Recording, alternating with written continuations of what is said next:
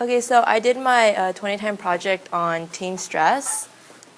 So what is teen stress?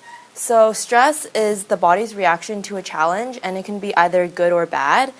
The hypothalamus signals adrenal glands to produce the hormones adrenaline and cortisol, and that releases them into the bloodstream. And then the hormones then increase heart rate, breathing rate, metabolism, and blood pressure. And the physical response to stress actually kicks in faster in teens than in adults because the part of the brain that calmly assesses danger and calls off the stress response, which is the prefrontal cortex, is actually not fully developed in adolescence.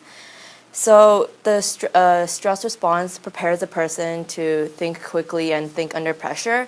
However, if this goes on for too long, then it can become harmful to the person.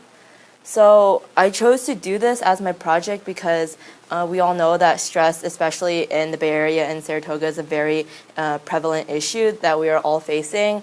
And it can actually lead to greater effects like depression, anxiety. As someone who's been affected by this, I wanted to create a way to help other people in the future reduce their level of stress and have a way for them to help cope. There's no quick way to fix this. So, but I wanted to create a guide to help students. So every student can handle different amounts of stress. They take different amount of classes, like the APs or not APs, and they all have different work ethics. So naturally, everyone de-stresses in different ways. And my goal was to create a tool to help any student of any type find a way that works for them. So my initial plan to achieve this was to first send out a survey to a lot of people and ask them for what were their methods. And then after I received the results of the survey, I found a correlation between the different students, and I created a personality quiz, which you could take and based on your traits and find methods that have worked. And then I also created an infographic that could help educate people on why this issue is important. So my findings, I actually found that people who took more APs, did not get distracted when they were working and could handle more stress, tended to use methods that were more active, such as going out and exercising or going out with friends. And people who didn't take as many APs had a lower stress tolerance and got distracted easily, preferred methods such as napping or watching TV. And music was just something that everyone said worked for them for de-stressing. So why is this important? This is the infographic that I made. So in the top graph, it shows the top stressors that students face today, like school, parents, relationships, friends, and siblings, and the percentages of students who feel like that is a big stressor in their life.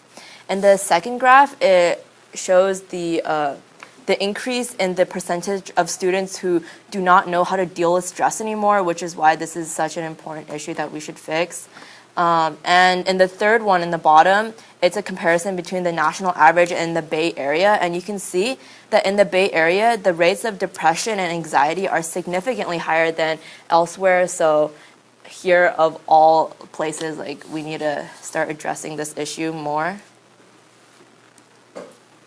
And this is the quiz that I created. It basically just asks you a few questions, and then it will give you methods that have worked for students with similar traits to you. And hopefully, it can help students, it will help work for them, and they'll, find a method that helps them de-stress. So some of the struggles I encountered was that a lot of people at first did not respond to my messages. You can see that was just one of the people I messaged and they didn't respond. So from this, you can see they read the message, but From this, I learned that you cannot depend on people to be like willing to help you. That if you want something, you have to go and get it. So I feel like I got like a little bit like annoying just by like messaging the people over and over again. But that's what you like have to do to like get what you like need. And I also found that messaging groups were more efficient because when one person answered, other people were more like inclined to follow and answer as well. So that's something I found out. So what can we do? The most important thing we can do is to be open-minded and be willing to listen to people who you might think are stressed or who want to talk about it. And it shows that very few people actually are comfortable with talking about why, like, when they're stressed and why they're stressed. And we should do everything we can to make that percentage go up.